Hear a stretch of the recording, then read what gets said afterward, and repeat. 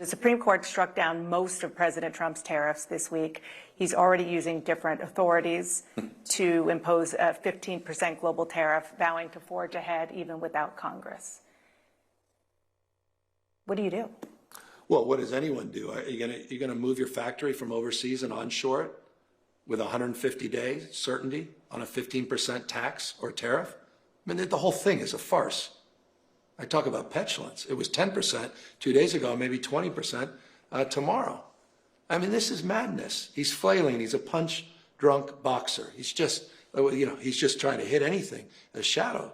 And he's a shadow of himself. He's lost a step or two.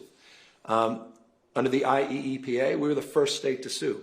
I was out there in the Central Valley talking about how this is going to impact ranchers and small businesses and farmers, the ag community, my state larger than any other state in the country. And Justice Roberts, by the way, basically our arguments were literally laid out in detail in his response. So it was always an illegal act. He needs to return that money, needs to refund that money with interest. He can do that in a nanosecond. They can do that electronically. They can do it electronically. They have the tariff codes. They have the ability. They do refunds all the time. They have the ability to do that. The problem is for families, it's been about $1,701 a year. That's a different requirement that I think he has to pay the American people back. I saw Besant out there almost gleeful. He was gleeful that no, we won't be doing it. This is Dumb and Dumber, Trump and Besant. They've wrecked this economy. 1.4% GDP growth in the last quarter. Inflation back up to 3%. The worst jobs market we've seen since 2013. 2.2% GDP for the entire year. He inherited 2.8.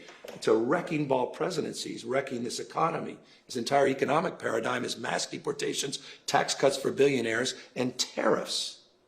And he's been exposed. He's a fraud. And by the way, the tariff, this is a self-dealing operation. This is about his personal portfolio. You know exactly what he did in Vietnam with the tariffs. He used them to get a deal on his golf course to fast-track his development.